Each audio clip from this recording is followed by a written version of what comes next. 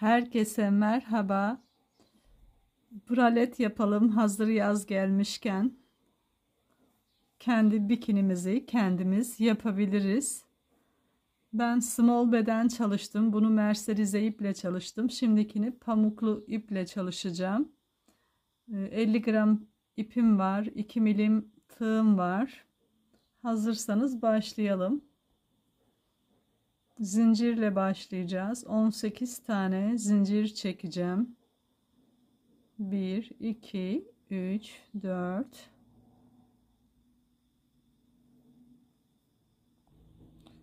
18 tane zincir çektim. Şurasından başlamış oluyoruz kupların. Göğüs kupunuzun büyüklüğüne göre şu zinciri göğsünüzün ucundan altına doğru tutarak ayarlayabilirsiniz istediğiniz bedene veya ölçüye göre. Bana 18 yeterli oluyor ördüğüm kişi için. Birinci ilmeği atlıyorum. İkinci ilmekten itibaren tek bir kanadını alarak her bir zincirin tepesine bir tane sık iğne yaparak dolduruyorum. Toplamda 16 tane sık iğne yapacağım bu sırada. Sonuncu ilmeğe geldiğimizde 16 tane sık iğne yaptım her bir zincirin tepesine. Son zincire de 3 tane yapacağım. Aynı deliğe 3 tane sık iğne yapacağım. Yani arttırma yapmış olacağım. Çünkü zincirimin karşı tarafına döneceğim. Şöyle şu şekilde ipim altta kalacak şekilde. Yine her bir zincirin diğer bir kanadına yani sık iğnenin tam karşısına gelecek şekilde birer tane sık iğne ile dolduracağım. Toplam 16 sık iğne de bu tarafa yapacağım. Bu ilk sıram olacak.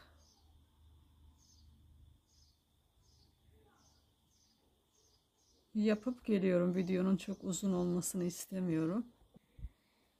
Son ilmeğimin içine de sık iğneyi yaptıktan sonra bir adet zincir çekiyorum. Şöyle çeviriyorum örgümü. İlk çektiğim zinciri atlıyorum. İlmeğin tepesine, sık iğnenin tepesine arka lobda şöyle görünüyor mu? Evet.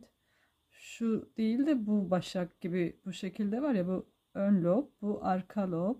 Ben hep arka loba batarak ilkini atladım. İkincinin de arka lobuna batarak bir adet sık iğne ördüm. Sıradakinin arka lobuna batarak bir adet sık iğne ördüm. Ve toplamda benim 16 sık iğnem vardı. Ortaya arttırmayı da dahil edersem 17 tane arka lobdan örerek sık iğne yapacağım. Şöyle sürekli arka lobdan bir de bu şekilde çapraz örerek, daha sık olması gerekiyor çünkü delikli olsun istemiyorum. Görünmesin iç tarafı, insanın teni görünüyor öyle olunca. Şu şekilde arttırmalara geldim. Birini ördüm. İkincisinin tepesine, tam ortadakine, yani 17 tane ördüm. Bu ortadaki 18.'nin tepesine aynı deliğe birinci sık iğneyi ördüm. İkinci sık iğneyi ördüm. Yine aynı yere batarak üçüncü sık iğneyi ördüm. Sıramı kaybetmemek adına ilmek belirleyici tam ortasına takıyorum. 3 tane arttırma yapmıştım. Biri sağında, biri solunda kalacak. Ortasına şöyle ilmek belirleyiciyi taktım ve devam ediyorum. Ne oldu? Döndüm. Şöyle geldim, dönüyorum. Tekrar back lob'dan, arka lob'dan örmeye devam ediyorum. Şöyle bu birinci, ikinci, aynı sıra bu. İkinci sıram oluyor. Sonuna kadar her bir sık iğnenin tepesine arka lob'dan bir sık iğne yaparak geleceğim şuraya. Sıra sonuna geldiğimde bir zincir çekiyorum, tekrar örgümü çeviriyorum, çektiğim zinciri atlıyorum ilk ilmeği ve sıradaki sık iğnenin tepesine arka lobdan batıyorum, bir adet sık iğne yapıyorum. Şöyle arka lobdan batıyorum, sık iğne yapıyorum ta ki ortasına gelene kadar. Şimdi ortasına geldim. Bunu da back lob'dan ördüm. Şimdi işaretleyicinin olduğu ilmeğe aynı yere 3 tane ilmek yapacağım. Sık iğne yani. Şöyle battım arka loba. Bir tane sık iğne yaptım. Tekrar arka loba battım. İkinci sık iğnemi aynı yere yaptım ve tekrar aynı yere batıyorum. Üçüncüsünü yapıyorum. Tekrar ilmek belirleyicimi ortadaki ilmeğe takıyorum, bu arttırma yaptığım sıranın, ki yerimi şaşırmayayım. Kupların sağa sola kaymasını istemiyorum. Şurası düzgün dursun istiyorum. Back lob'dan yani arka ilmekten örmeye devam ediyorum. Her bir sık iğnemin tepesine bir sık iğne öreceğim. Bütün modelim bundan ibaret. Tek dikkat etmeniz gereken şu ortadaki çoğaltma yerini kaçırmamak. Bir de çapraz sık iğne ile örmek. İçinin görülmesini istemiyoruz. Biz içine ayrıca başka bir şey takmayacağız. Astarlama falan yapmayacağız. Bu şekilde kullanmak için yapıyorum. Ördüğüm kişinin bedenine göre ben zincirlerini ayarladım. Dediğim gibi siz bu şurasını kendi göğüs ucunuza koyarak, burayı da alta koyarak istediğiniz sayıda zincir çekebilirsiniz. Daha büyük ya da daha küçük sayıda yapabilirsiniz. Bu şekilde arka lobdan örmeye devam ediyorum. Bu sıranın da son sık iğnesini ördüm. Bir adet zincir çekiyorum ve örgümü çeviriyorum. İlkin ilmeği atlıyorum. İkincisinin arka ilmeğine, lobuna yani back lob'dan BLO olarak örmeye devam ediyorum. Ortaya gelince tekrar arttırma yapacağım. Bütün model bu. Eğer ki mantığını anladıysanız sizlerce kolaylıkla yapabilirsiniz. Bir yandan örüp bir yandan konuşmak pek bana göre değil galiba. Şaşırıyorum ne söylediğimi. Şu ortasına gelince tekrar göstereceğim. İlmek belirleyicimin olduğu ilmeğe geldim. Şöyle çıkardım. Tekrar onun da arka lobuna batarak içinden çıkarıp bir sık iğne yapıyorum. Aynı yere batıyorum. İkinci sık iğneyi yapıyorum. Aynı yere batıyorum. Üçüncü sık iğnemi yapıyorum. Şu tam ortadakine tekrar ilmek belirleyici koyuyorum. Yerim belli olsun diye. Siz isterseniz koymayabilirsiniz, mecbur değilsiniz. Sıradan örmeye tekrar devam ediyoruz. Aynı sıranın devamı. Yaklaşık 20 sıra yapacağım. Bunu 20 sıra yaptım. Şöyle 1, 2 öyle döne döne o şekilde sıralarımı saydım. Bunu da bakacağım. Bunu biraz daha büyük yapmak istiyorum. Bu small, bu da medium olsun istiyorum. 3, 4. Her bir sık iğnenin arka lobundan alarak tepesine birer tane çapraz sık iğne yapıyorum. Benim çapraz sık iğne kullanmamdaki amaç içi görünmesin, biraz daha sıkı dursun diye. Böyle bu şekilde örüyorum. Sıranın sonuna geldiğimde bakalım ne yapıyor. yapıyormuşuz. Sıranın sonuna gelince bir tane zincir çekeceğiz. Şöyle dolduralım. Her birinin tepesine bir tane sık iğne yapıyorum. Basit bir model, biliyorsanız eğer. Şöyle bir zincir çektim, döndüm. Çektiğim zinciri atlıyorum. İlk sık iğnenin tepesinin arka lobundan tekrar her birine bir tane sık iğne yapıyorum.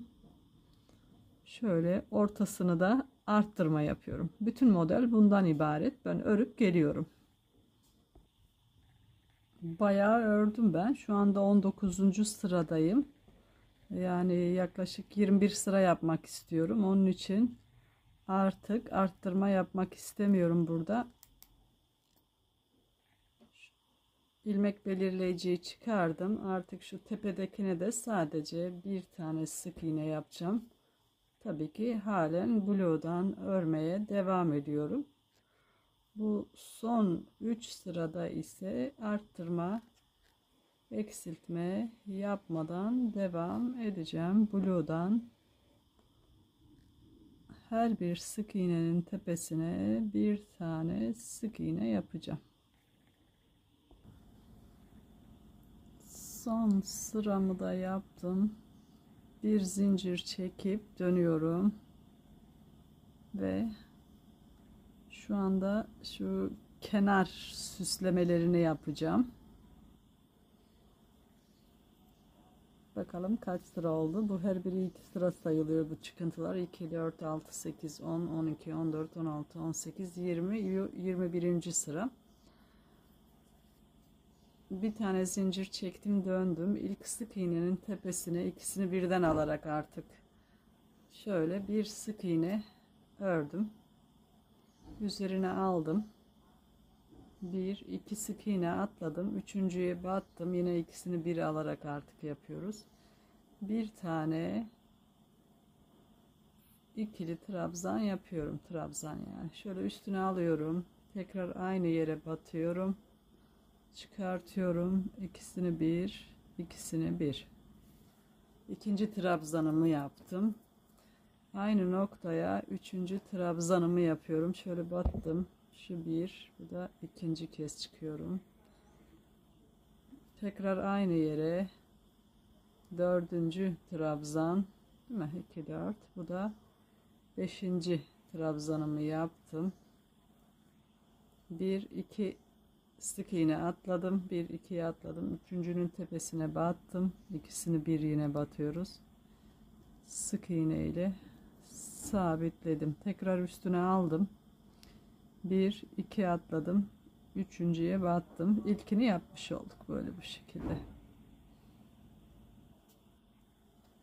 Birinci trabzanımı yaptım. Aynı yere ikinci trabzanımı yapıyorum. Aynı yere üçüncü trabzan. Aynı yere dördüncü trabzan. Aynı yere beşinci trabzanımı yapıyorum. Bir, iki atladım. Üçüncüye sık iğne ile birleştiriyorum. Şöyle olacak. Yine tekrar bir, iki atlıyorum. Üstüne aldım. Trabzan yapacağım ya, üstüne aldım. İki tane atladım sık iğne. Üçüncü sık iğneye batırdım. İkisini bir, ikisini bir trabzan yaptım. Aynı noktaya tekrar batıyorum. 2 trabzan yaptım. Aynı yere üçüncü trabzanımı yapıyorum. Ve aynı yere üçüncü trabzanımı yapıyorum. Aynı yere 5 tane olana kadar yaptım. 2, 4, 5. 1, 2 atladım. Üçüncüye battım. Şöyle şu şekilde küçük küçük süslemeler yaptım. Son 3 sırada arttırma ve eksiltme yapmama sebebim şuranın şöyle içe doğru dönmesini istiyordum. Hani böyle göğüs kupumuzun üstüne kapansın diye eğildiğimizde falan daha şık duruyor. Aynen kenar süsüne devam ediyoruz. Yine bir iki tane sık iğne atladık. Üçüncüsünün içine 5 tane trabzan yapacağım. Aynı noktaya basarak. Bu üçüncü, bu dördüncü, bu da beşinci trabzanım.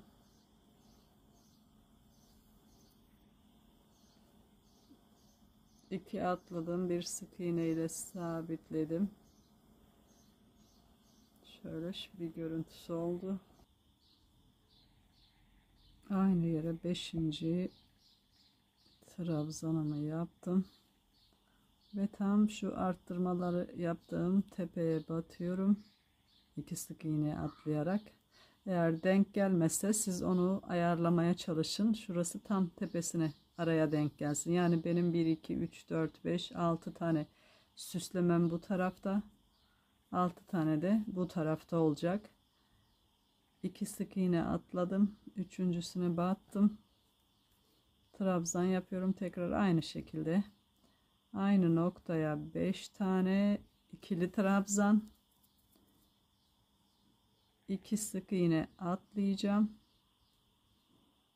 1 2 3 4 ve bu da 5.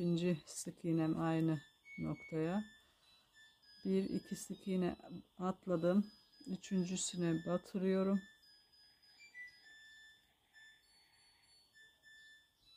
Sık iğne yaptım. 1 2 sık iğne atladım. Üçüncüsüne batırıyorum ve tekrar aynı noktaya 5 tane trabzan yapıyorum ve şu sıra bitene kadar şuraya kadar bu süslemelerden yapacağım, şu kenar süslemeleri.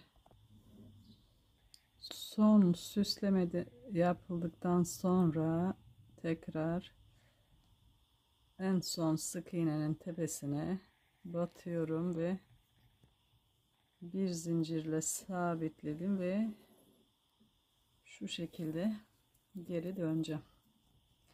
Şimdi bir zincir çekmiştim zaten. Her bir boşluğa bir adet sık iğne yaparak devam ediyorum. Şurayı öreceğim bu sefer de.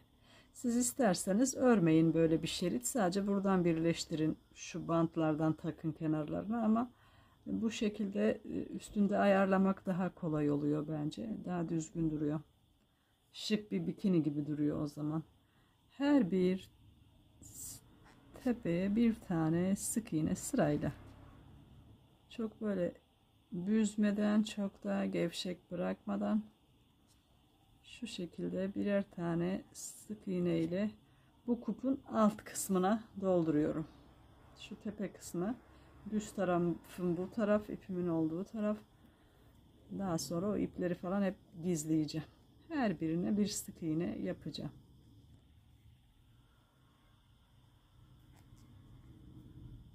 Şöyle. Yani çok da öyle önemli değil. Önemli olan kötü bir görüntüsü olmaz.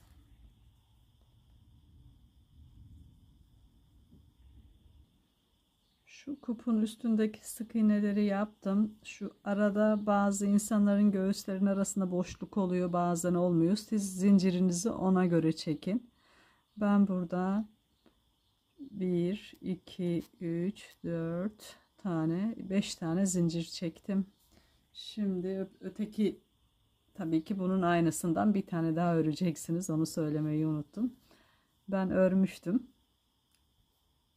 Aynı sayılarda, aynı şekilde. Araya 5 tane zincir çektim ve aynı şekilde bunun da üstünü tersi alta bakacak. Yüzü bana doğru bakacak. O şekilde şu şekilde birleştireceğim sık iğnelerle. Şöyle birleştirdim. Artık ikinci kupumun, göğüs kupumun üstünden sık iğnelerle devam ediyorum. Sonuna kadar sık iğne yapacağım üstüne. Şöyle göründüğü gibi her bir boşluğa bir sık iğne. Çok atlarsanız büzüşür. Çok sık sık yaparsanız altı potlar. Onu elinize göre ayarlayın siz de. Şöyle her bulduğunuz boşluğa bir tane sık iğne yapıyoruz. Ta ki şu kupun alt tarafını doldurana kadar. Evet, alt kısımlarının sık iğnelerini yaptım. Şimdi 3 tane sık 3 zincir çektim ve çevirdim örgümü. Üstüne aldım, hemen dibine bir tane ikili trabzan yaptım. 2 zincir çektim. Bir tane atlıyorum. Şöyle bir iki tane sık iğne atlıyorum. Üçüncünün tepesine bir tane trabzan, tekrar hiç boşluk bırakmadan hemen yandakine bir tane trabzan yapıyorum. Araya 2 zincir, 2 tane atlıyorum, üstüne aldım. 2 tane sık iğne atladım. Üçüncüsüne bir tane trabzan yapıyorum ve hemen yanındakine bir tane daha trabzan yapıyorum ve 2 zincir, 2 tane atlıyorum. Üçüncü sık iğnenin tepesine bir, dördüncüsüne de bir etti. 2 trabzan yan yana yaptım. Tekrar 2 zincir, üstüne al. 2 tane atla, üçüncüye ikili trabzan ve hemen yanındakine tekrar dip dibe 2 tane direk yapmış oluyoruz. Şöyle aralarında boşluklar bırakarak ikili trabzanlar yapacağım. Bunların arasından daha sonra şu şekilde birer tane bağcık yapacağız, geçireceğiz. Bu işlemi her iki göğüs kupunun alt kısmına yapacağız, şuraya kadar, sonuna kadar, yani buradan buraya kadar yapmış olacağız. Sonuna kadar yaptım o işlemi. Şimdi yine 2 tane zincirle üst sıraya geçtim ve çevirdim, düzüne geldim, üstüne aldım ve her bir zincirin üstüne bir tane trabzan yapıyorum. Veya isterseniz başka bir şey de yapabilirsiniz. İlla ki trabzan yapmak zorunda değilsiniz. Şöyle geniş duruyor diyorsanız sık iğne de yapabilirsiniz veya yarım trabzan da yapabilirsiniz.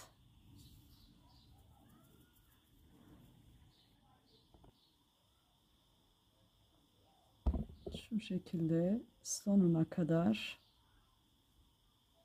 dolduruyoruz. Trabzanların tepesine batıyoruz. 2 zincir yaptığımız boşluklara da 2 kere batarak dolduruyoruz bütün sırayı. İstediğiniz şekilde yapabilirsiniz. Böyle de bırakabilirsiniz isterseniz. Bir sıra sık iğne, yalancı trabzan veyahut da ikili trabzan, nasıl gözünüze hoş geliyorsa öyle doldurun. Sonuna kadar aynı işlemle dolduruyoruz. 2 tane trabzanların tepesine batıyoruz. 2 tane de boşluklara yapıyoruz. 2 zincir çektiğimiz boşluklara. Şöyle bir görüntüsü olacak. Sonuna kadar doldurdum ve bir zincirle sabitledim. Şuradan itibaren kesiyorum. Bunu da daha sonra içine gizleyeceğim. Arada yürüteceğim. Şu kupların tepesindeki ipleri de içeri doğru alıyorum. Düz tarafım burası çünkü, ve içeriden sabitleyip yürüteceğim bu ipleri de gizlemek için. Şöyle daha büyük olmasını istiyordum, öyle oldu ve şu bağcıkları yapalım. Bunu isterseniz siz sadece zincirde çekerek yapabilirsiniz.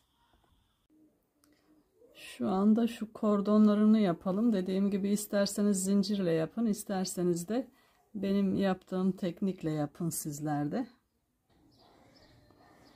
Şöyle kuplarımızın tam ortasından tığımızı batırıyoruz. İpimden yaklaşık 1,5 metre kadar ölçtüm. Askılar için 1,5 metre yeterli olacak, şu kupun üstüne yaptıklarım için. Şöyle geçirdim, ortasından çıkardım.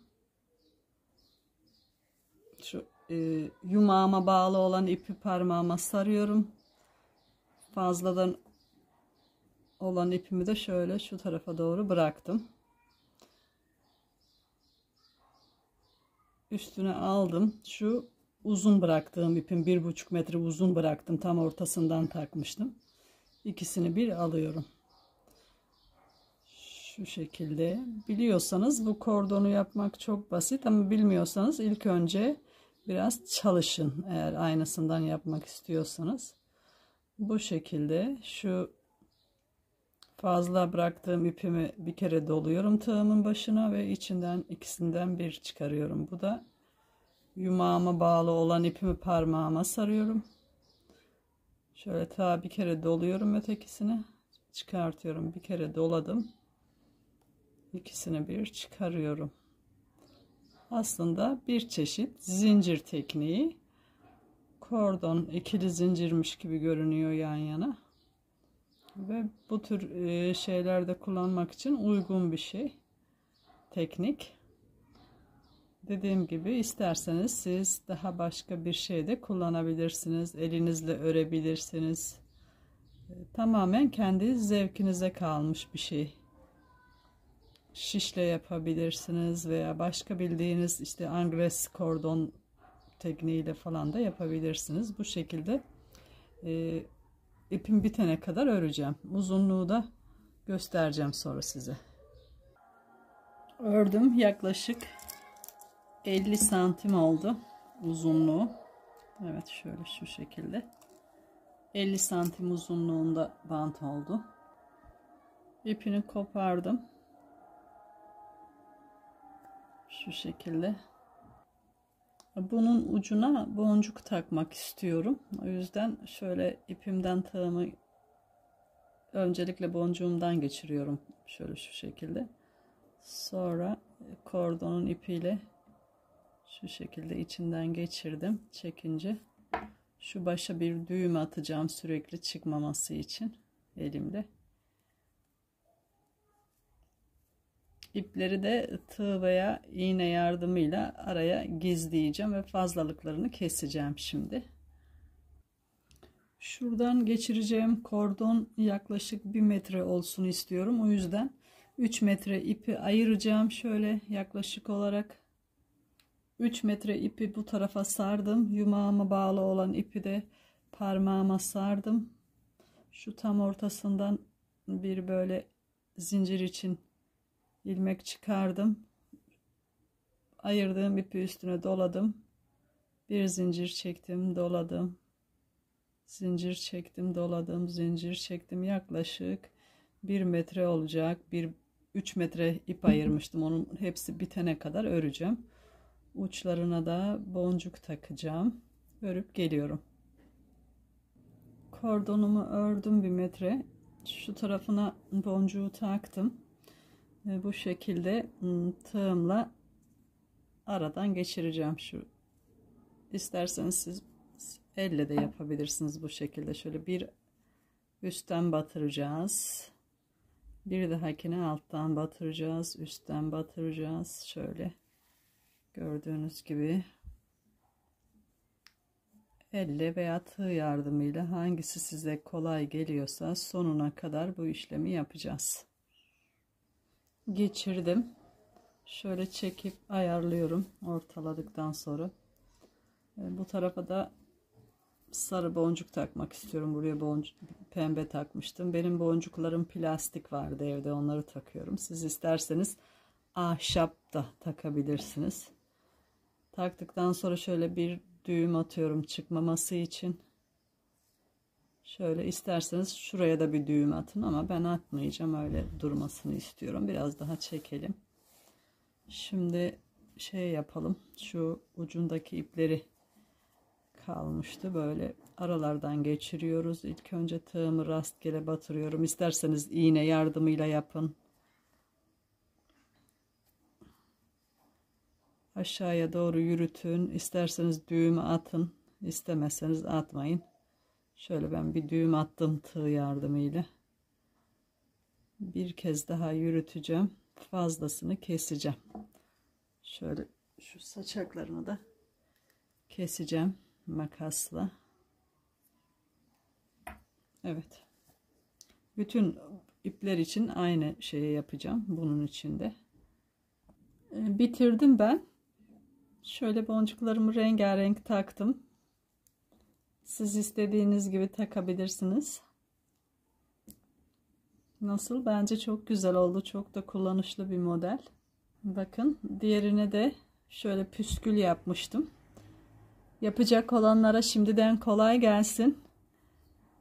Beğenmeyi, abone olmayı unutmayın. Yorum yapmayı. Eğer takıldığınız bir şey olursa yorumlara yazarsanız seve seve yardımcı olurum. Şimdiden kolay gelsin hepinize.